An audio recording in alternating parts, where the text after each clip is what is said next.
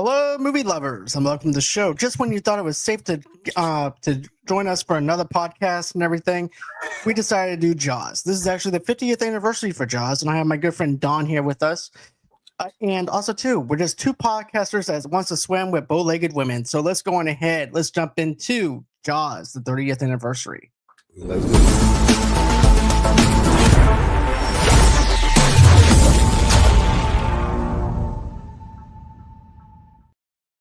And hey, Don, how the heck are you, man? I'm doing good, sir. How are you? Doing fantastic. Ready to talk about this just train wreck of a movie. I mean, we don't even see the monster. I mean, come on. No, like, an hour and 10 minutes in, we gonna... don't even see the monster or anything. There's no point of doing this. I know it's 50th anniversary. You know, I just can't believe that this is I just don't get it. Nah, we're just busting each other's balls, guys. We love this movie. This is a fantastic classic movie. But yes. Before we get into that, I just want to mention this. We are sponsored by the WWE store. Nice. So, just when you thought it was safe to go back in the ring, WWEshop.com is chopping at the bite with killer deals that'll make you scream louder than Quint on a sinking boat. You don't need a bigger boat. You need a bigger belt. Be it, brother, because whether you're a team Roman Reigns or a ride or die for the Attitude Era, WWE Shop got enough merch to fill Amity Island's town hall. From blood red tees to championship belts, shinier than a freshly polished harpoon, and you're be dripping in style like Bruce the Shark dripped in everything else. So don't be the last jabroni on the beach. Swim over to WWEshop.com and use promo code WWE24. Just kidding. There's no promo code here. Yes, there is. But telling them we sent you might get you confused steers. So WWE Shop is where the only thing scarier than 25-foot shark is running out of Undertaker merch. So let's go ahead. Let's sink our teeth into Jaws. Let's do it. All right. So I remember borrowing this movie from my aunt in Boston. And I just remember just loving this movie. I would actually rent this every single summer, not rent it, but borrow it every summer in Boston. Yeah. And I was enthused with it. This is actually a movie that got me into studying sharks and loving oceanography and marine life and things like that. And I'm still enthused with it. I love Jaws. And, I just think that this is one of those things that's very creatively with Steven Spielberg. There was a lot riding on this movie. He went over the budget. The shark winds up breaking down, so they had to use different means to actually get this thing going. And it's just amazing to me. The making of this movie is one of the craziest things you'll ever watch. For sure. Exactly. So as far as the nostalgia factor for me, I'm a 10 because of the fact that I still love this movie. I'm just eating this movie up. I was not born yet. I was still a sperm cell in my dad's ball sack at 1975. So, I was in the ball sack. Damn. Yep. I think we all. So I wasn't even thought of. But what about for you for your nostalgia? Oh, nostalgia 100. I mean, look, this is the movie that, and the reason that I still will not get in water that I can't see the bottom in. But this is also the movie that, and the reason that I watch Shark Week every week or every year. This is the movie why that I love, like you said, learning about sharks. Anything prehistoric, really. I mean, sharks have been around for millions of years. So, yeah, anything like that I love. But nostalgia alone, man, this movie it still gets you. Like, it doesn't matter how many times you've seen it. It doesn't matter when when the scares are coming. You jump because that shark is freaking huge and it's coming out of the water. Like, nobody wants that in real life to ever happen to them. But I do want to swim with sharks one day. I don't. I'm good. This movie made me clear that I do not need to be anywhere in proximity of a shark. I'm good. No, not a great white. No, I don't. Look, I'm not going where great whites are. But if you put me with some like nurse sharks, I'm fine. I'll swim with some sharks. But you're absolutely right though. The jump scares and stuff. Like there's one scene, and we're going to talk about this later on when we do our scene by scene breakdown when we get rid of the nostalgia. But there was one scene. I'm actually watching this at the dinner table, and then there's this one scene that happens, and I'm like, oh shit, I forgot this even happens. What is it? Which one? It's actually the part where not Quint, but Brody finally sees the shark for the very first time, and they're on this boat together, and he's like, "You're gonna need a bigger boat." Yeah. And he's shocked at the fact that this shark is bigger than what they anticipated to be. Yeah. Now, I think one of my favorite shots in all of Jaws is the one where he's standing on the bow of the boat, the very bow, and they're trying to shoot it. But there's a point where he turns around to talk to Dreyfus. Shoot. What is his name though? I know who you're talking about. The doctor. That's what, or not the doctor. Yeah, the scientist. Yeah. But the shark comes up out of the water from behind him, so he doesn't see it, and then he turns and sees it. Oh, I love that one shot because it's just a man standing there looking at the camera and a shark coming out of the water behind. I mean, just the cinematography in that shot is so good. So cinematography in this movie altogether is fantastic. Top notch. Yeah, top notch. And the camera angles are top notch. Everything about this movie is just fantastic. Oh, one of the best openings ever in a movie, too. Yes. I mean, that opening is freaking scary, dude. Let's just say, for instance, they didn't decide to go with like the shark on the poster to allow us to know that this is a shark movie, we wouldn't have known that that was a shark underneath that water. Could be anything. I feel like they could have gotten rid of the shark element on the poster, and it'll be totally shock value whenever you find out, oh, this is a shark movie that's... What'd you say, 100 hour and 10 minutes in is when you finally see it? Right. But yeah, so we're both at 10s right here as far as nostalgia goes, right? Yeah, I think so. Nostalgia 10 out of 10 for sure. Okay. I mean, it's one of those just, you have to rewatch it. You have to rewatch it all the time. It's so good. I agree. It's probably one of the best horror movies ever made. Wouldn't you say? I would say that, but I would also say even Aliens has the same type of deal where whereas the alien is not revealed. Yes. Or anything either. If you think maybe about more of a thriller, but definitely one of the best ever. I mean, just one of the best. Yeah. Just the slow build to get to that point, right? Yeah. Yeah. That's what I like. I love the slow build to it to get us honestly, to where. I mean, there are very few people I've ever met that have talked about Jaws and not said they were scared to death of sharks. I was scared to get in the water. Yeah, everybody was. Okay, before we get into the scene by scene breakdown, I want to mention this though too. I went on the Jaws ride in the 90s. Oh yeah. Oh yeah. And I was at Universal in Florida. My grandfather decided to punish my brother and I for driving him batshit crazy. I saw him, I swear, I ended up seeing him do this. He was talking to the guy who runs the boat. He was whispering something in his ear. He sat us on the side that Jaws actually pops up on. Nice. And the boat is tilted over. And he goes, okay, are you guys going to start doing what I tell you to do? Or are you guys going to keep doing what you're doing? Yeah, buddy. So I'm like, okay, I get it. We're going to be fed to the fishes. I get it. I get you. So. Dude, our parents didn't care. They didn't care. No. They didn't give a shit about us. They cared less what happened to us back then. Exactly. But dude, I love this movie, hands down. 10 out of 10 for nostalgia. Let's go ahead. Let's break this down scene by scene to strip away the nostalgia factor. Let's see if we still feel about this now that as adults. But yeah, just when you thought it was safe to skip a podcast episode. That's right. We're sitting all seals straight into shark territory with Jaws. The movie that made the entire generation fear public beaches and maybe toilets. It's not everything, but blood burials, bad decisions, and a mayor who said, what's the little shark bite between tourists?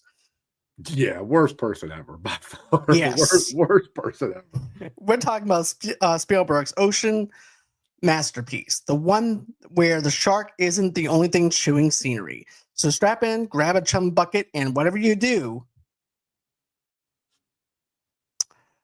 this is the Movie Lovers Unite review of Jaws, where the jokes are fresh, the takes are deep, and the shark still has the best agent in Hollywood. Might be true. Let's dive in. Bruce had a great agent because he did. He was broke half the time. He didn't even work half the time, and he still made it through the whole movie. He still got paid. Yeah. That's what I call a good agent right there. He's like Ben Stiller from Tropic Thunder. I mean, he's definitely made it through a movie without having to do much. Exactly. But let's go on ahead. Let's do this.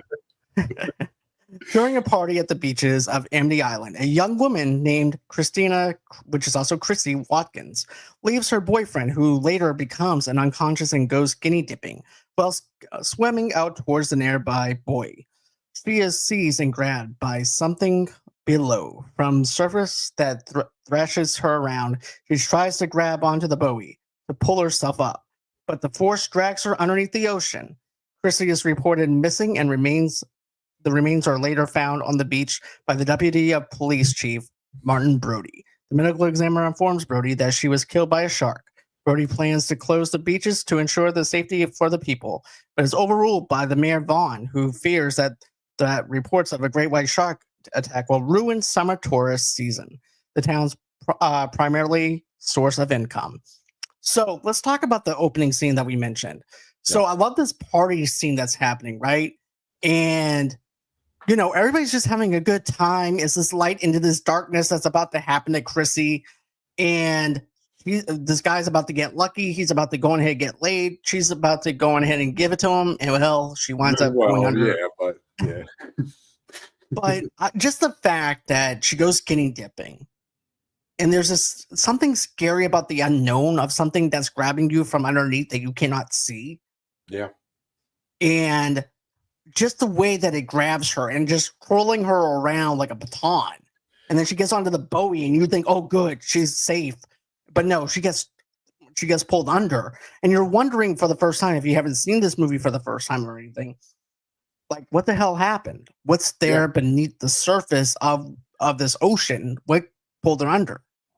And it's just like that mystery element of like, of something dark happening and you cannot see it happening. Yeah. No, again, I think it's one of the best openings to a movie only because, like you said, I mean, it's just so unknown. Yes, you can sit there. I mean, obviously, once you've seen the movie and, yes, you can be like, oh, it's a shark. But you don't know. I mean, they could go squid, they could go, there's all kinds of things in the water that they can play with and have fun with. So, I mean, it could have been piranha. I mean, we don't know. Exactly. I mean, yeah, I do think it's one of the best openings by not showing it and letting the movie build this like intense, what the heck is actually happening here? Because even when we get to, which I know we'll get more into once we get there, but even when we get to like Brody being like, no, I think this is a shark. Like everybody else is like, no, it's not. No, it's not a shark. And it's like, so you're kind of wondering the whole time, like maybe it's not, maybe it's just something else. Maybe it's a rogue dolphin that like just like was genetically enhanced. Like, I don't know. Like, Flipper just went crazy one time on meth or something, right? And just went shit. But I do like the way this movie, because I never saw the poster. Like I never saw any of that stuff before I saw the movie. So when I saw it, it was all like, oh crap. This is like, I don't know what's going on. You bring up a good point though. Even with me borrowing it from my cousin or my aunt or someone across the street from my aunt that lives in Boston, they didn't actually have the physical box cover. Yeah. So I mean, Jaws. like I don't know if I knew what Jaws meant at that time to put it together. Like I didn't know. I don't know if I would have even known, because I would have had to have seen this movie when I was 4, 5, 6 years old, like for sure. So right. I don't know if I would have known that jaw meant also mouth. So I wouldn't even know to put it together. I don't think at that point in my life. Same here for me though too, because here's the thing. Like I mentioned, there was the VHS tape cover that my aunt had. She didn't even have the physical copy of the VHS cover. She just had it in one of those. Remember those blank tape VHS things? That's what she had it in, but it was actually the actual VHS tape of that. My grandma had these little drawer things that had little slots for VHSs. Yeah, I had those too. Yeah, everybody had that. Yeah, we all had that. Absolutely. But or you just had them stacked up in a corner somewhere. That's the only other way to keep them. Exactly, man. Like, but and then with Brody and everything, this is a small town. There's hardly any crime happening. Yeah. The most that happens is, my favorite part is the secretary, right? When she goes, Mr. Brody, these kids are karateing everything in town. Yeah, I'm like, is Miss Miyagi, before he moved over to California in the 1970s, he started training the kids from Miyagi-Do, or was it Cobra Kai? I think he did. No, I think he did. I think he was over there. I think he was over there doing paint the fence with them. He's Yep, training. because that's what they were doing. They were actually kicking fences. Yeah, so it would make sense. Let's fun. make that canon right now. That Cobra And Kai he just is now moved part there, of right? Jaws. Like in the Brody 70s. just moved there when the beginning of the movie. That's kind of like his setup is he's new, like the new sheriff in town, right? Right. So this is all like for him. This is all like what the heck? Like I thought it was coming to this, nothing happening town. Maybe kids breaking fences is like the worst thing that would happen. And Right. Because remember, he's from New York, so Yeah. he's used to big crime things happening right, in he New wants York to relax City. now. Yeah, he wants to relax for sure. Right, and you have this little small thing. It kind of reminds you of Harper from Stranger Things. Yeah, If you think about it, it's like, and Yeah. the secretary's running up to Brody as soon as it happens. Just look, let me get my cigarette in. Let me get my coffee in. Then we'll talk about these kids kicking fences because I don't really care about this. Yeah. Because I can just relax and just call it a day. And it just works. The chemistry between the secretary and Brody just clicks. Yeah. As a matter of fact, even with the small town cop too, that discovers the body with Brody works as well. Even though he's only in it for a few minutes, within those few minutes, you actually have the chemistry between them. Yeah.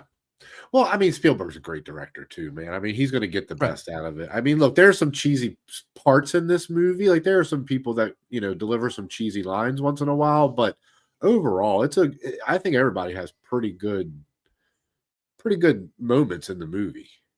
I agree with you 110%. Yeah. But let's talk about the whole fact that they find the body. They don't know what, and nobody knows what exactly happened. At this point, they're just assuming that maybe the boyfriend killed her or got eaten up by a boat propeller, right, and stuff. And then that's the main theory too. That's the main theory. Right, that's the main theory. I'm like, how is that even possible especially with the body parts and stuff like that? You would have to really dismember that has to be a big propeller in order for it to happen like that, like an industrial size. Dude, a propeller would go through you so fast. Right. It wouldn't just be a little chunk out of your side, or not a little chunk, but you know what I mean. Yeah.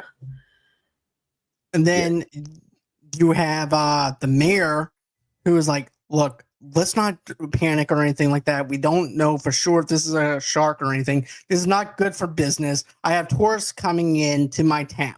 This is not good for me. If you yell Barracuda, people are going to end up saying that there's a shark. We don't know there's a shark. But what if there is a shark and you're not doing anything to prevent it? Yes. Is what Brody is pissed off about. Yeah, Forget about your sense. politics. If you think about it, it's like, there's no shark here. I don't see no shark. Meanwhile, there's a shark that's eating somebody up as he's saying that. Yeah. Literally. Yeah. Yeah. And then I love the little tiny shark they bring in. We're going to talk about that in a minute. Yeah. But yeah, no, from the moment the mayor comes in, he's Vader. He's the Vader of the movie. I mean, he is definitely just like oh, no, let's play it down. Let's play it down. It's like, no, dude, like there's some serious stuff happening here and you need to get over yourself. Like the money will just have to wait. Like, yeah, he is a dick when he first comes. He's a ball bag, dude. Like all he cares about is his money, his politics. He wants to get reelected and he wants to make money off the tourists. But how are you going to do that if you have something that's killing the tourists, that's going to come to your freaking beach, you dumbass? And he's such a small town politician, which I think he plays so well. He doesn't play like this from New York or from, Washington type politician. He is definitely just this like swarmy little town, always been in charge type person that just takes everything for granted. You know what I mean? Like, yes, I actually know. Matter of fact, I'm in a small town. I actually understand. So you know this guy. Yeah, for sure. And I also know the sheriff department. I'm just going to use this as an example real quick. I called the sheriff's department because of the fact I locked my keys in the car with the car running because my car locked me out. I called the sheriff's department. They didn't pick up their phone. That's how you know that you're in a small town. Yeah.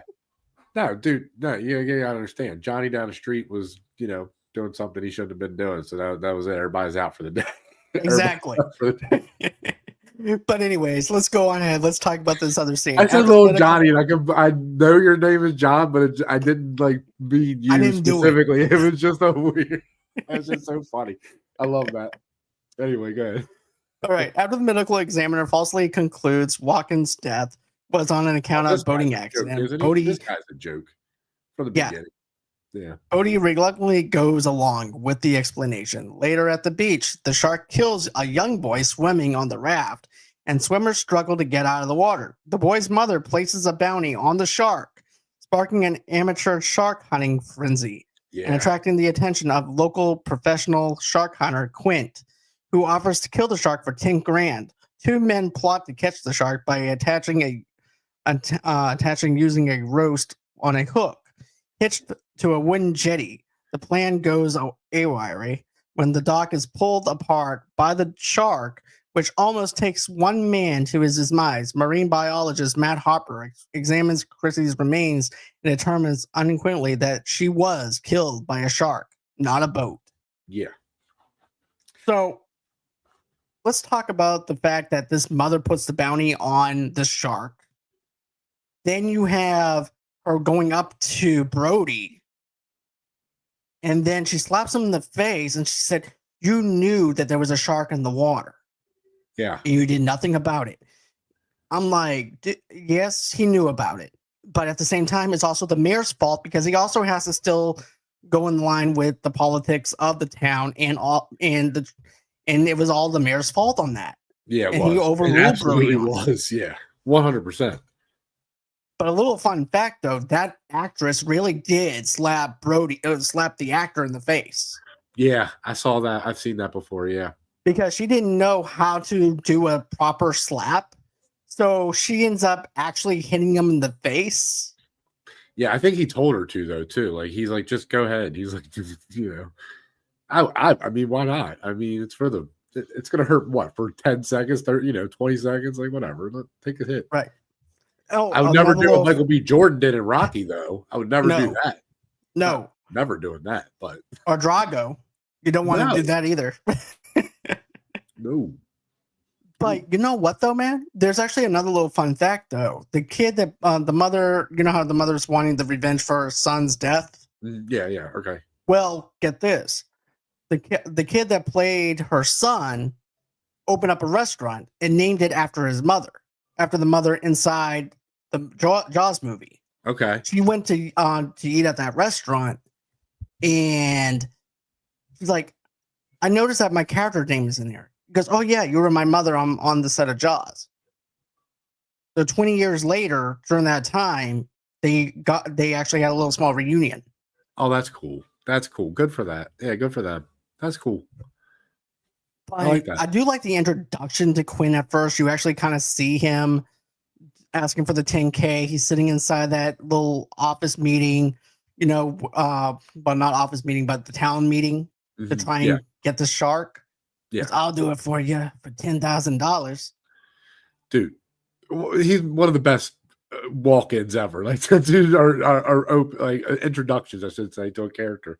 He's so good. He's so good because that's the part that could get real cheesy real fast. Right. But he plays it so well and sticks to it, which is why he commits to that freaking just that accent, is all of it. He commits to the character, which you can definitely tell this guy has seen a lot of shit in his day, and he's captured a lot of sharks. He's an old salty freaking captain for sure. 100%. Yeah.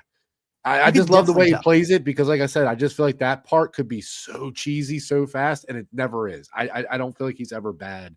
No, he sold me on it. The moment that he started talking, you're just enthused with his character. Like, okay, this guy has seen ocean life. This guy has captured sharks. He knows how to take a shark down. So no wonder why he wants to charge you $10,000 to take this shark out and stuff. Yeah. Because this is actually embedded into his DNA. It reminds me of Before You Find Out Nick Nolte, and again, the reference Tropic Thunder, but that he's not really the dude. Like him sitting in the like when they're having the meeting with Tom Cruise and he's feeling the orange in the window, like that. You think, okay, this dude's seen some shit. He hasn't seen anything. Nothing. It's so good. But he reminds me of that. Like, it does really remind me of that dude for sure. I can definitely see that. Yeah. That's fun. But then you get into this thing where now that you have the marine biologist there, Matt, and he confirms that, you know, Chrissy was not killed by a propeller. It was actually a shark. And he's over there measuring the shark bites and stuff like that. And he's also That's on the dock documenting when it. they're out there. Yeah. I like that. I like those little small things that that he's You cut it doing. open. I mean, I know you wait to cut it open when everybody's gone, but why don't you say right there, like, everybody's got to leave. We need to figure this out. We'll let everybody know. Like, Because remember, the mayor didn't want them to be cutting it open. No, that's true. Yeah, he did, for sure. You know, because what if there was a leg that was inside the belly? Well, that's still on you for allowing that to happen. That's what it was. It wasn't the good of the people. Just get everybody out of the area. Like, take it on the boat somewhere out into the middle of the ocean, you know, out and cut it open out there with everybody on the boat together. I don't know. It just seemed weird to me that they there was no way to fix that. But I do like him. He's another one that I think has a good entrance in that moment, because everybody's like, oh no, we got him. It's over. It's over. And he's like, yeah, this shark ain't big enough. This shark ain't nowhere near big enough to what you guys are looking for. But I do like the fact that, you know what I'm saying? Like, they think that this is over with. They're celebrating. Oh, yeah. And we'll get into this now that you talked about this. When fishermen captured a large tiger shark, the townspeople believe it to be a culprit of the earlier killings, and the case is now closed. Hopper asked to examine its stomach contents, but Vaughn refuses that evening because he's a ball bag. Brody and Hopper secretly opened the shark's stomach and discovered that it does not contain any human remains. They head out to sea to find the shark, but instead find the wreckage of a boat belonging to a local fisherman, Ben Gardner. Hopper explores the vessel underwater and discovers a sizable shark's tooth and from the damaged hull before he is startled by Gardner's corpse, causing him to drop the tooth without evidence. Vaughn refuses to close the beaches or hire Quint. So you have these fishermen that are, it's, you know what, this is supposed to be like one of those movies where it takes place in Boston. It's supposed to be like Cape Cod-ish, but these fishermen act like they're rednecks, if you know what I mean. It's like, oh, for sure. Yeah. No, like, yeah, well, they don't fit. That is true. Actually, until you just said that, I didn't think about that, but they definitely do. Yeah, because remember, it's like, well, we caught the shark. We did a good job, didn't we, boys? Yeah, we sure did. We got that shark and we hung him up by the toots. And we did it, guys. Case is closed. Oh my God. Yeah, that's so funny. I never. All right, guys, stand right back and everything so we can take y'all's picture. And the picture that they take actually sucks because it's not even the shark is not even facing the camera. It's facing off to the side, and it doesn't even make any sense, but it's supposed to be there to show and emulate the fact that they caught the shark when they didn't catch the shark. And I hope Spielberg did that on purpose, like for the movie. Like, you know, I hope little things like that he noticed and did that. You see, and I always thought this might be a Mandela effect, okay? So I thought that the shark always was facing us as the audience, but I didn't know that it was facing off to the side until I watched it now. And I was like, wait a second, they're not even facing the shark towards us as the audience to emulate the fact that this mouth is too small. Yeah. Not until you actually have, you know, not until we actually have Ben that winds up examining the mouth. And that's why you have it there. That's why that shark is faced to the side, so that we as an audience can be just as shocked as they are for seeing that the shark is too small. The shark's mouth is too small. Yeah, and it's obvious. It's obvious when you see it. Because they make it, I mean, they show you pretty good how big the shark is. Like, they make it pretty obvious it's not a regular size shark. So, yeah, as soon as they pull that up, I knew immediately. I'm like, this isn't the shark if they're looking for a shark. Like, there's no way this is the same shark. It's like Star Wars. This is not the droids that you're looking for. This is not the shark you're looking for. I'm like, there's no way. This movie's over now. I'm like, there's no way this is the shark. We still have we still have like another hour, and it's only like 30 or 40 minutes. Like, well, guys, Oh it's my time to wrap it God. up. I would love to know what I thought the first time I saw them too. I was probably like, "Oh, they got it! They got it!" I was probably so happy for everybody. Probably so because happy. we also want them to, we want to be happy as they are also Yeah. happy. Because remember, because even Brody's like, look, we got him, Vaughn, we got him. And then he goes over to, he goes over to Ben. He's like, we got him. And he's like, that's not the one. No. Because we need to cut it open to find out if the remains of anybody that he ate, to see if this shark is actually what it is. Here's the question, though. Here's the question, John. What is the state that the license plate is? I forgot. Is it Louisiana?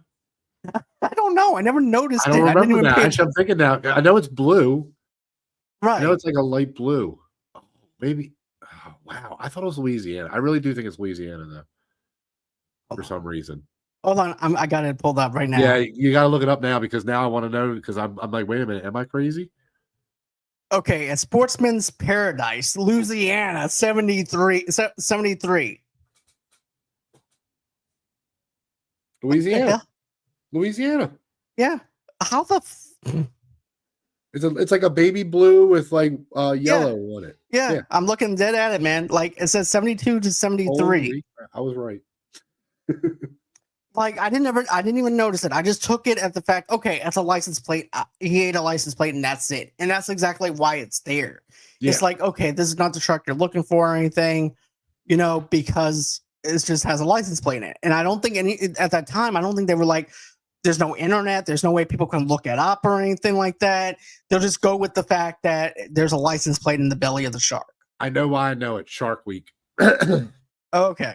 You see, I didn't even pay attention to it. I remember them talking about on Shark Week one time how they come from the Gulf and then go up around Florida and then up the coast in the summer. Okay. So yeah, sharks migrate from the Gulf all the way up the East Coast in the summertime. Okay. Yeah. But I just thought it was kind of funny. Like I just went into it with face value again and didn't even pay attention to the license plate. Like, okay, he ate a license plate. Okay, that's it. That's not the shark. That's how I went into it. I watch too much Schmoedown, man. That's just my problem. I have too, but I don't know why. I just erased that from my mind and just went into it as face value. Oh, I hate when people bring up Star Wars with me because if I don't know something, I get so mad. I'm like, how did I not know that? How did I not know that?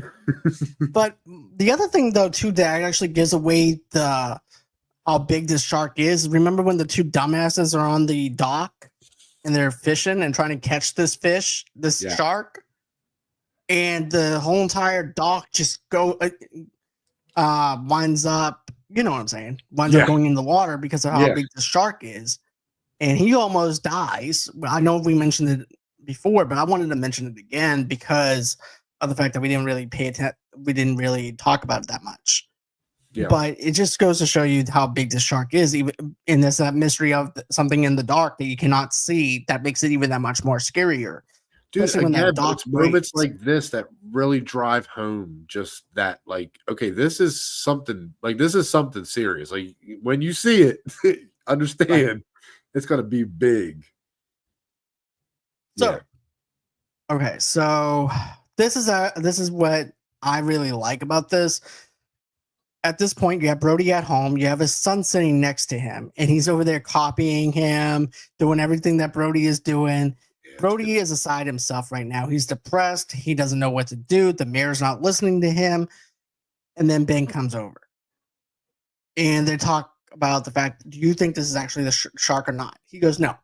We need to find out by opening up the shark's stomach. And Brody's wife is like, well, how are you going to do that?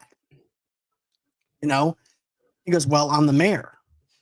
I'm not the mayor. I'm the deputy chief. Sure, yeah. I'm the deputy chief. I can do whatever I want. Yeah. So they go on ahead. They open it up, and out comes the license plate and everything else, but the body parts of what they were looking for. Yep. And then they go underwater, and this is actually where, Ben loses the tooth, and the size of that tooth is massive. Huge, dude. Yeah. And then he gets freaked out because there is a body underneath the water, because now they're invading the territory of where that great white shark is. Yeah. But just seeing the tooth and seeing how horrified Ben is, it's just, it's just wow. So I'm pretty sure the tooth they use is a megalodon tooth. Mm-hmm. But the size of Hopper. Bruce is nowhere near the size of a megalodon. So the teeth would not be that big, but they would definitely be huge. Like, they would be really big, but not that big. But yeah, because I'm pretty sure the one they use in the movie for just a tooth is a megalodon tooth, which that thing would have been 10 times the size of Bruce. Right. And I just want to correct myself real quick, too. I've been calling Hopper Ben, but it's actually Hooper. So Ben is the dead corpse that they find. Yeah. So sorry about that. I'm so bad with names. I'm so bad with names in movies. So I get them mixed up all the time. But so let's see here. Then we have, without evidence, Vaughn refuses to close the beaches or hire Quint. Many tourists arrive on the 4th of July, where a dorsal fin is sighted, causing mass panic, only for it to come on land and be discovered to be made of plastic. It was a prank orchestrated by local teenagers, as people are calming down and recovering from the panic of the prank. The shark enters a cove and tilts a rowboat, killing the boater. Brody's son, Mikey, who narrowly escapes the attack, goes into shock. Brody finally convinces Vaughn to hire Quint, and Quint reluctantly allows Hooper and Brody to join the hunt. The three set out to kill the shark aboard Quint's vessel, the Orca. Yeah. So let's talk about this for a second, though. Well, I want to talk about the beach scene, because this is the moment where it sucks, because I always feel so bad for Brody in this moment, because he's trying to do the right thing. And this is just like the biggest chance for the mayor to give it to him. And you're just like, damn it. Like he was about to do it. And yeah, I feel so bad for him in this moment. I do. Me too. And then there's also that one part as well where you have that whole entire billboard that happens. Yeah. Oh, yeah. And Hopper is over there. He wants the billboard to be erased and stuff like that, because he don't like the fact that there's a shark behind this woman that's actually on her little life water thing that she has. Yeah, somebody spray painted or whatever on there. Yeah. And he goes, "This is false advertising. I do not like this." And Hooper's over there like, it looks like it's actually legit on what they're saying. Yeah. Look at the writing on the wall. Yeah. Basically. It's right in front of you, dude. You need to close the beaches. You need to hire Quint. You need to hire us to do this. And then you have that, like you said, you have this moment on the beach where you're feeling like Brody's going to be the hero of this. And then you also have the douchebag mayor again, Vaughn, trying to push his friend into going into the water, because there's nobody swimming at this moment. Yeah. Remember? Everybody is out on the beach and not doing anything. If it wasn't for that mayor telling his friend to go down to that water, everybody would have been safe. But because one person was doing it and trying to look like, oh, everything is safe when it's not safe, that's where lies the problem. Yeah. Once again, it's douche Vaughn's fault for this. Oh, everything is his fault. Everything that happens is his fault, because he doesn't act quick enough. And then, like you said, in this moment, he's just like, oh, no, everything's fine. And no, dude, like, no, there's still stuff out there. Like, yeah, he messes everything up the entire movie. But he is a really good villain. He's a really good villain, though. I think he's really good. He's a really good villain. You know what? Jaws is not the problem. The problem is Vaughn. That's the problem. 100%. 100%. But I also like the speech that Quint makes, though, too. In this, where, you know the one I'm talking about, right? What? With the USS quote that he does. Oh, when they're on the ship? No, it was actually that was actually the monologue. Never mind. But yeah, Oh, his mom when he's telling them about in the yeah, town meeting. the town meeting part. Yeah, Yeah, when he's talking about when he's like, I was in the Navy. yeah. Oh, yeah. But Brody's son, I don't but remember what ship Brody's it was though. son, That I can't remember. What is it? uh, I don't have it. But SS it's Minnow? basically, but it's just one of those things where he was in this war. You know what I'm saying, Yeah. Yeah, the speech. Everybody right? knows the speech, man. Come on. I will bring this shark in. Right. I love him, dude. I But love yeah, so Quinn's so 1,100 good. men went into the water. 316 men came Yeah. out, and the sharks took the rest. Yep. So but yeah. So he's been through That's a real situations. story too. That's actually a true story from World War II. Oh, I know. I wanted to see that as a movie. Yeah. Be Oh, honest with I'd you, love to. It is. I think it is. but then you have Mikey, who was actually involved in this whole entire thing too. Brody's son, who's Yeah. also in shock because of the fact that there is a shark in the water, and all these people are finally trying to get out of the water. And then you also have the little boy who's also playing with the sandcastle and stuff like that and crying because of he's not understanding what's going on. All he sees is mass hysteria, Yeah. and also because of his brother being in shock. Yep. And then at the hospital, Vaughn makes it about himself and says, "Well, your boy was not the only one that was affected by this. My son was also affected by this too." And Brody goes, "You need to close the beaches. You need to hire us, and we need to take this shark down now." Yeah. It's got to happen now. Yeah. 3 times they went to him. And finally, the douchebag says, "Okay, we'll do it." Dude, he just wouldn't act. The entire movie, he just wouldn't do anything. It made no sense. But then we have this other thing that happens where now you have them going over to Quint's house, and you see the taxidermy, you see the teeth. And I love how Hooper's over there just geeked out over the fact that this guy has this massive teeth all over the place. It's like, yeah, we got the guy that we need to take this shark down. He's just not talking shit. He knows his stuff. He knows how to take the shark down. And then even though he's busting, man. We got our trio for sure at that point. Yeah. But even whenever he's busting Hopper's balls too, he's over there telling him, "Let me see your hands. These are city hands." And then he tries to make him tie a knot and stuff like that too. It's so damn good. It is. All of it's good. Them 3 together is awesome. Those 3 together is probably the best part of the movie. Once that starts, I think that's when the movie really. I mean, that's action wise. That's when the movie gets going. But I just like them together on the boat and just hanging out.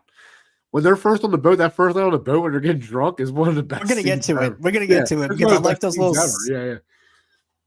But them just having fun and going off each other is so good. Yeah, they're all really good. But now we have Brody. He's given the task of laying a chum line, but an enormous great white looms up behind the boat. And the trio watch it circle the orca. Quint estimates its size as 20 feet in length with a weight of over 3 tons. He harpoons it with a line attached to a flotation barrel, but the shark pulls the barrel underwater and disappears. So this is what you know what though? This is what I was talking about earlier. This is my favorite shot in the whole movie. Yeah. My favorite shot. But let's talk about this, okay? I like the fact that they don't show the shark. We talked about that, right? Yeah. But let's say everything went right and they ended up showing the shark over and over again. Mm-hmm. We would not get great scenes like this. We would not get those suspenseful moments of it properly working. Yeah. We would not have the scenes that we get. Oh, I'm so glad we got Broken Bruce and not Fixed Bruce, because if we would have got Working Bruce, we would have got him from the very beginning and it would not have been the same movie.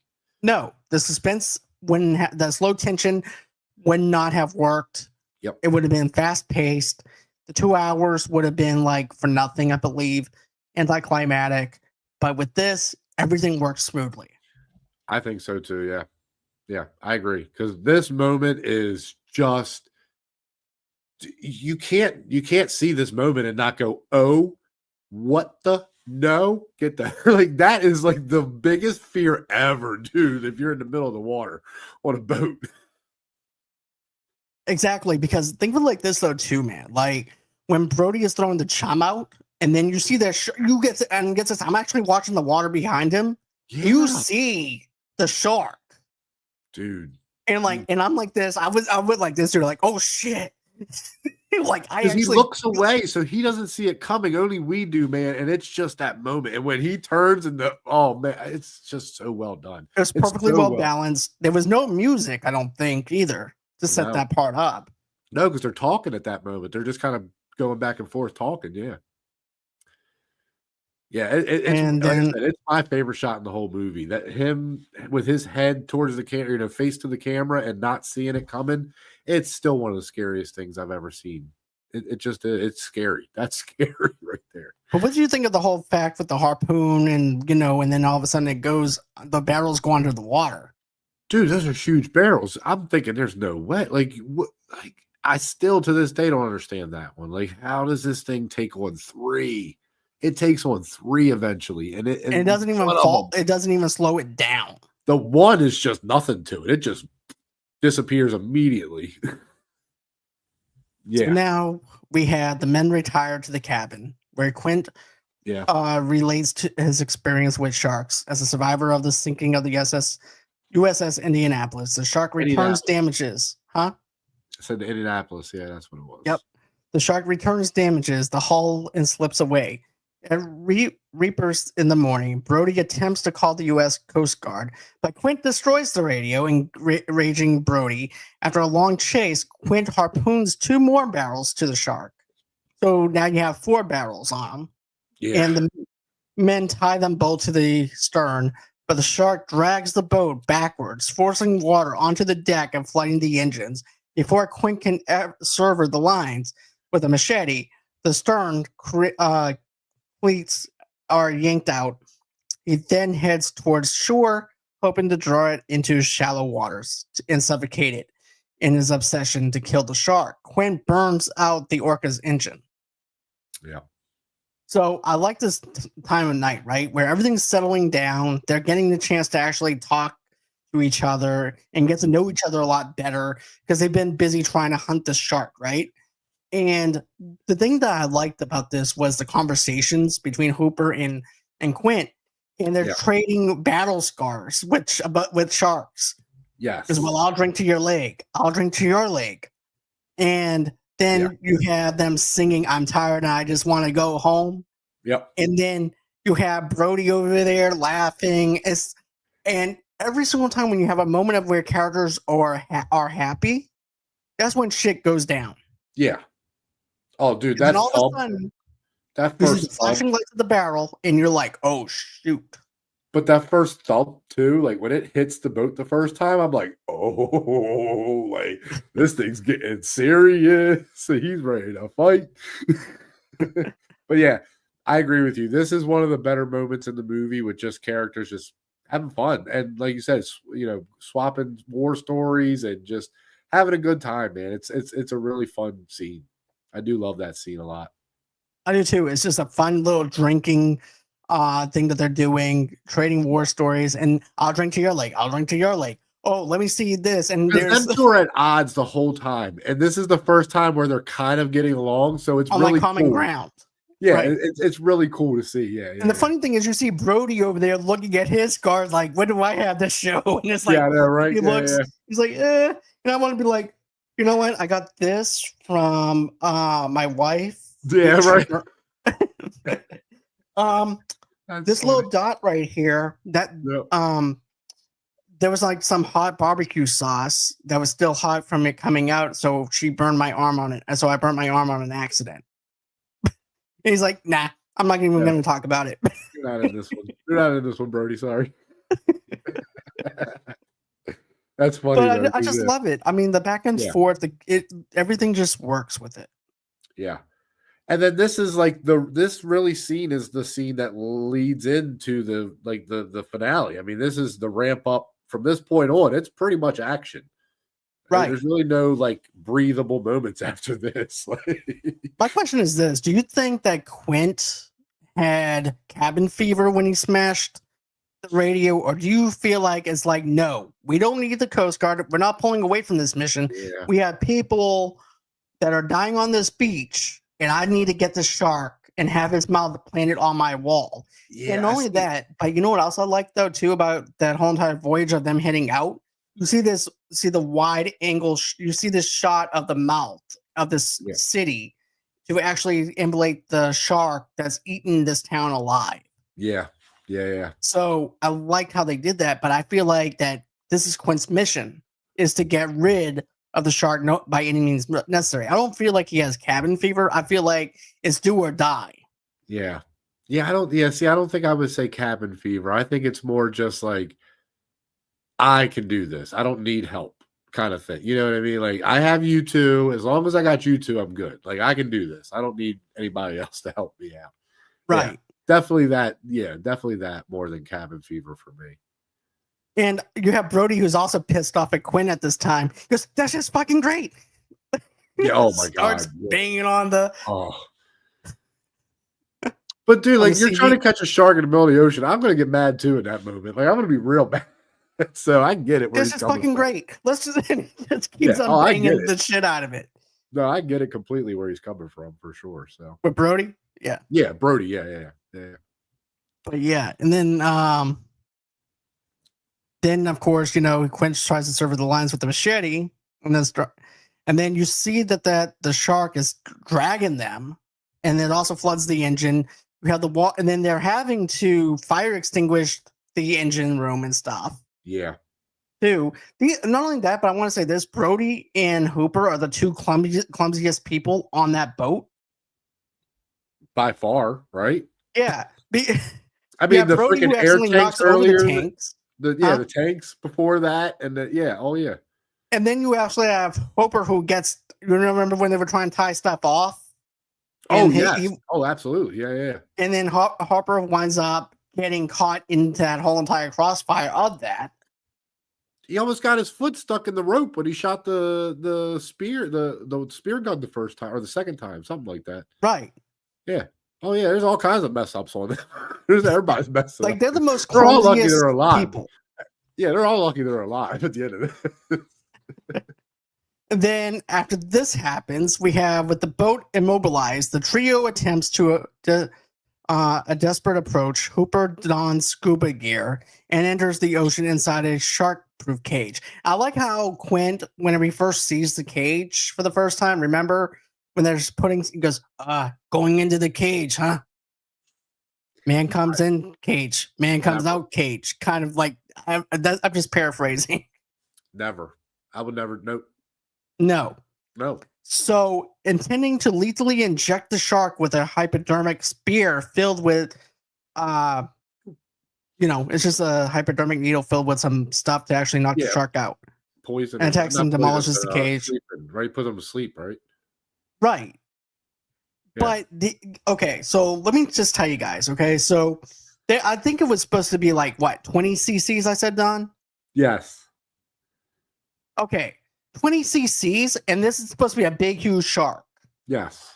Huge shark. Yeah. And you're going to try and knock this out with 20 cc's. I'm sorry, but you're going to need a bigger syringe. You need a 60 cc. Yeah, you're going to need a lot more. Yeah, for sure. 100%. You're going to need a bigger syringe and a bigger needle. He's not going down. He is not going down from one little shot. He's not. No. He's not. And so he goes, and I like how Quint goes, you're going to stab him with that little needle, huh? It doesn't make any sense. The logic. And even with Brody shooting the shark too with that gun that he has, that doesn't make any sense either. You're not really damaging the shark in any way or anything either. With a little pistol? No way. No. But he goes underwater. No, it was a rifle, but I think it was a small rifle. It wasn't a big rifle. No. He actually used his gun. There was a part where he actually used his handgun. Yeah. Okay. Yeah. I'm like, what the hell? But anyways, he goes in. So now you have this part where Hooper goes under the water with the shark, and the shark is just tearing that cage up. There's no way. There's no And way you can Hooper do that. winds up escaping. And my thing is this: I know Hooper is okay because he shows up at the end. Spoiler alert. Yeah. But I want to know the gauge of how. I know he has a big tank, but at the same time, is that enough to actually let him stay underwater that whole entire time? But the tube got cut too. That's what I don't understand. Did it? I didn't even notice that. Remember, he's like holding on to the. Like, Yeah. I don't think it got cut completely, but it got like damaged somehow. But Yeah, I don't know how he stays alive. I don't know really either. But the shark ends up tearing it apart. Yeah. Then, when the shark becomes entangled in the wreckage cage, Hooper escapes and hides in the seabed. The shark then leaps onto the boat and attacks it directly, crushing the transom. Mm-hmm. Quint slides down the deck and is devoutly alive by the shark. Yeah. When the shark attacks again, Brody shoves a scuba tank in his mouth, then takes Quint's rifle and climbs the sinking orca mast. The shark, with the tank and with it still in its mouth, begins swimming towards Brody. And I love how they show how wide this shark is, and it's coming towards him. Yes. This is a great shot. Yeah. This and the shot of him chomping on the back of the boat, two of the best shots of the shark, I think, in the movie for sure. Very realistic, has that slimy, fishy kind of look to it. And then you have Quinn, who winds up getting eaten by the shark as well. And I feel so bad for Quinn because he's like, you remember Moby Dick? He's kind of reminds me of Captain Spaulding. Okay. I can see that. I can definitely see that. That's good. That's funny. But yeah, I can see, and this is actually his Moby Dick in a sense because he dies. Yeah. Trying to fight the shark, doing what he loves doing, which is capturing sharks. He winds up dying. I'm not fighting that shark. Nope. No. As soon as I saw them, I'm like, you know what, guys? We need to go back and get a bigger boat, like we said. A bigger boat. Yeah. That's it. Like, I'm good. You know, but no one says, I will hey, fight look, him guys, with a cruise ship. I'll fight him with a cruise ship. I would too. But I think even with a cruise ship, I don't think that's going to be. I'm running his ass over with the cruise ship, but I'm not anything smaller than a cruise ship. I'm not playing with that shark. I'm not. That's just crazy. That's just crazy. You know what's crazy though is Quinn has his own crew, but his crew doesn't come with him. It's just Quinn and them together. Yeah, I know. It's like, look, man. I know this. Good luck to you. I have your back 100%. Way back. That is true. Why doesn't he have his crew with him? That is funny. That is kind of funny. Let's think about it like this, okay? Hey, Quint, I just want to tell you goodbye. I'm going to pack up your stuff. We're like roadies for you, okay? You hired us to do a job. We're going to just pack up your shit for you.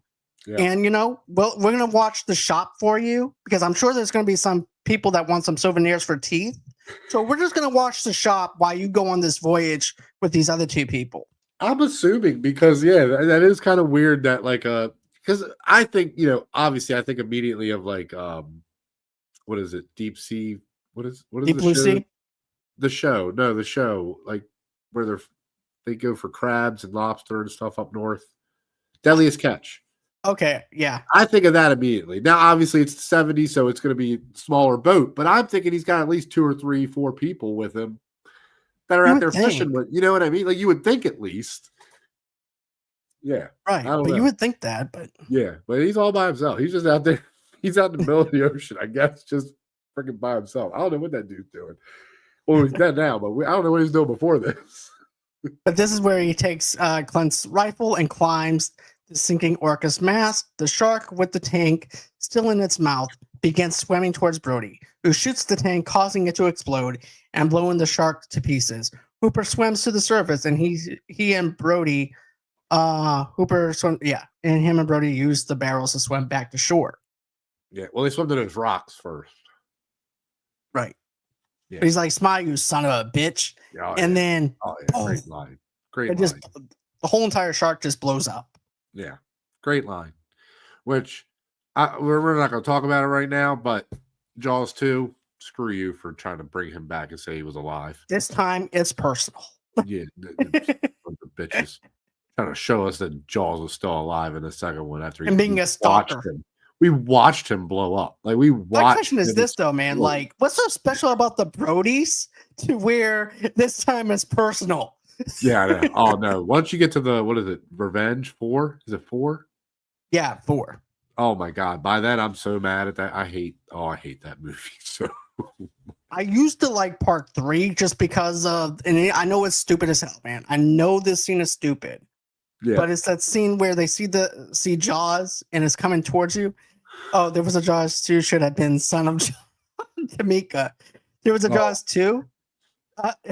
I should have been Son of Jaws. that's what I'm saying. Or the Rides of Jaws. Or No, the what Son they of tried Jaws. to do is lie to us though, and say, "Oh, it's the same shark." No, it wasn't.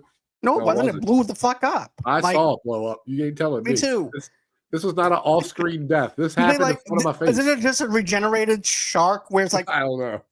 where it just regenerated itself? It's Grew like, let me put everything from the myself tail back together. for some reason, somehow. I don't know, dude. Hold on. I want to find out what year did Jaws 2 come out? Oh, it had to be like 81. 1978. So, okay. So let's think about it like this. It took it 3 years to regenerate itself. 3 years to be pissed off at the Brodies. Because let's say, for instance, that this thing has a human brain. So it lived rent-free in his head for 3 years for blowing himself up. Dude. This is the most intelligent shark The ever. Like, flashbacks. this shark should be on Wall Street at this point, having its own business. Like, there's no reason this shark still try to kill people in the water. Can you imagine the fucking flashbacks, though? Yeah. Like, imagine Jaws if he was able to sleep in the water. Here's the best fan theory I think I've ever heard, though. So the sharks from Deep Blue Sea are Jaws' kids. That's the best fan theory I think I've ever heard in my life. I want that to happen just so we can say that Samuel L. Jackson exists in the Jaws universe. That's the only reason I want to say. I love it. But, I love that Hooper swims to the surface. Yeah. But we don't actually see them go to the we don't see them go to the shore. It just cuts, and we're assuming they went to the shore. But how the hell did they make it there on those barrels? And if there's another shark in that water? Don't know, dude. Yeah, I mean, there's definitely more sharks in It's like, and now there's a big bloody thing in the water around them. Okay, let's do this. Let's do a what if story. Yeah. Okay, let's say that they finally killed this big massive shark. The guard is down, right? And guys who are joining me right now, but I'm just doing this little what if story. Yeah. But what if? Hey, how you doing, 12th Street? I appreciate you, Son of John. Okay, let's say, for example, a what if story. And we're gonna get to Tamika's thing in a minute. I'm gonna get to my point right now. But what if, after all this stuff that they went through, and then all of a sudden you see a circle family of sharks, and it's like, shit. Yeah. And then it cuts to black. Jaws 2. Yeah, that's what it should have been. If that's how you want to do it, that's how it should have been. I agree. But I don't think they had any plans to do a sequel or anything. I understand this was Spielberg definitely didn't have any ideas of doing a second one. No. You could tell. He was like, this is so a one and now done. we got Son of Jaws. Vengeance is his. Revenge of Jaws. No Mercy. Jaws 2. Deep Blue Sea Jaws. The Meg cometh. Yes. Coming soon to a theater near you. Son of Jaws. Vengeance is his. Revenge of Jaws. No Mercy. Jaws 2. Deep Blue Sea Jaws. 3. The Meg cometh. Coming this summer. Isn't the shark from Jaws or from Shark's Tale Bruce too? Well, why not? Robert It's a De Niro. family movie. I think Robert De Niro as a shark is. Yeah, Bruce. I know. I think that's Jaws. Okay. It's a family movie then. It's in the canon now. Will Smith is in Jaws canon. Oh my! No! That He'll makes be me slapping. laugh. He'll be slapping Jaws. Yeah. Oh God, that's funny to me. There are fan theories, though. I don't know if you didn't know if you knew this. Tons of them. Yeah, there's got to be tons of them. Okay, so this is the one I found on Reddit, and I went through this whole entire black hole of looking at stuff. Okay. This is not my fan theory. This is the fan theory of Reddit. Okay. So I know guys don't like my fan theories, but I'm not going to go with this one. But so fan theories attempt to explain the events and characters in the movie Jaws, ranging from the shark itself to the motivations of the characters. One popular theory suggests that the shark is not just a mindless predator, but a creature of supernatural origin or a genetically engineered being. Another theory explores the possibility that the shark is a manifestation of Brody's childhood fears as a symbol of social anxieties. Some theories also delve into the characters' backstories, like one suggesting Quint's fear of the shark stemmed from a past trauma. Others offer more sinister interpretations, such as the idea that the shark attack was orchestrated by the mafia, or that the man in the rowboat was a pedophile. The hell do you get that from? I don't know. How do you get there? Like, what I the don't heck? know. This dude's on a rowboat. Leave the guy alone. Like, what is he doing? He ain't bothering nobody. Right? He was just an innocent bystander. I know. What the hell is he I can see getting the guy shot go, for? great, I die, and now I'm a pedophile. He died from a shark. Isn't that bad enough? You ain't gotta like throw him under the bus. Give him a whole completely. entire origin story. That's crazy. No, that's a That little would too be far, that would happen if they remade it and decided to do an origin story I guess. of that Yeah, one I don't guy. like that one. I don't like that one at all. Let's see. Tamika says, "I would see it. Let me write Vengeance story of Jaws. Jaws legacy." I don't know. Jaws for the Revenge does it enough for you. Jaws has telekinesis somehow and can find the family of Brody. Like, it's the most insane thing. It's the most, Right. He has psychic powers. It's insane. Okay, one more. I'm going to do two more theories. Yeah. Okay, the shark's identity and origin. Some believe the shark is not a regular great white, but a levantine or supernatural creature or a juvenile megalodon. A theory suggests that the shark is a result of genetic experiments, possibly by the same company in Jurassic Park, with mixed prehistoric DNA, making it stronger and more intelligent. What do you think? I don't know. Yeah, see, I like that it's just a regular shark. Me too. It's I just don't like really any big. connection to this. This is 1970s. Steven Spielberg giving us a live adaptation of a book. Yeah. And it's fantastic. Just take it for face value. Don't try and go down this hole and try to make something that it's not. Yeah. I don't need it to be supernatural. No, I don't. See, that's why I don't like the other movies, or not all of them, but I mean that's why I don't like it when it gets to that point, because it's like that's not scary anymore. I mean, it's scary, but it's not. Do you know what I mean? It's just not as scary, because if he's just a freak of nature like Jason or Michael Myers, then it's like, okay, but then you have no chance no matter what. At least if he's a real shark, you still have a chance to win. I mean, it's small odds, but you know, I like that it's just a regular shark. I think that's the best way to look at it. Same. Yeah. And then Tamika asks, if you could write a sequel, what would it be? Or should it be one film? It should just be one film. Yeah. I'm satisfied with the ending that we have. I don't think I needed all the other movies for this one. Me neither. It was just the fact that they made tons of money with it, and they went over budget with this movie. Did you know that? Oh, no, I didn't know that. Yeah, they went over budget with the film. And there was a lot riding on Steven Spielberg. He thought that he was going to be done as a director if this movie bombed, because they went over budget, and then next thing you know it becomes a box office hit in the 1970s. Yeah, that man. Let's see, Jaws budget. I'm kind of curious about this. And then we'll end the show.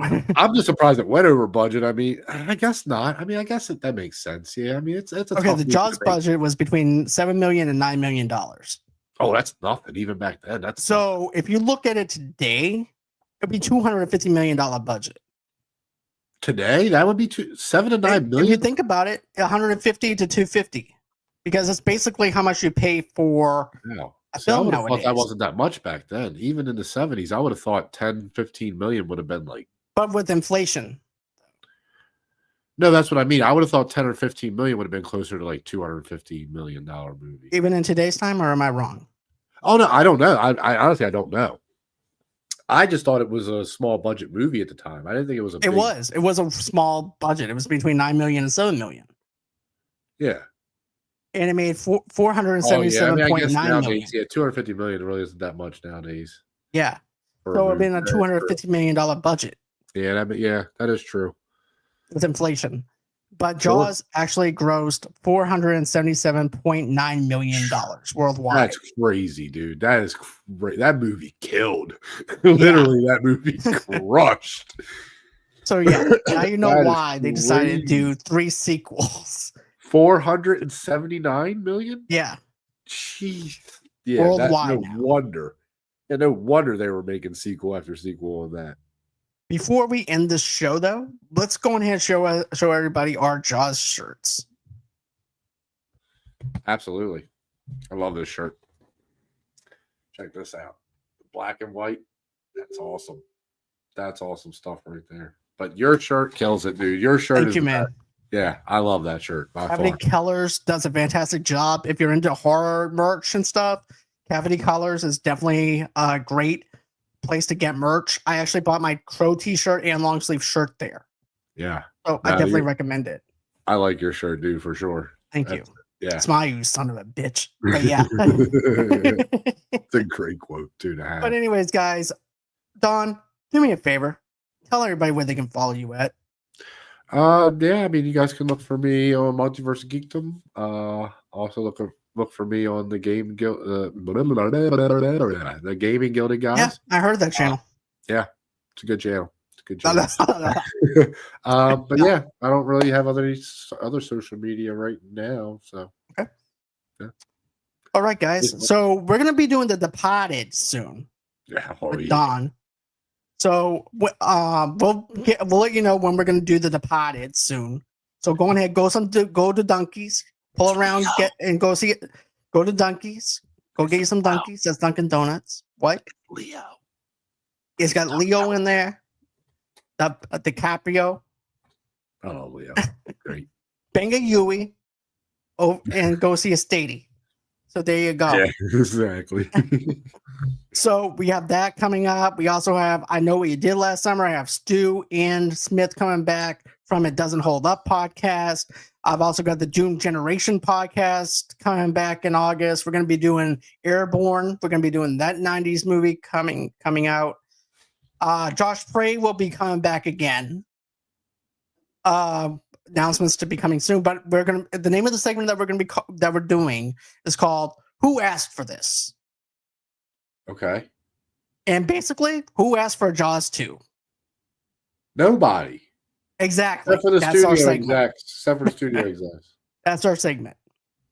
So thank you, 12th Street. Thank you, Tamika, for watching. We do appreciate this over here at Movie Lovers So go on ahead, smash that like button, smash that subscribe button, and always until next time, guys. I'll see you guys next time.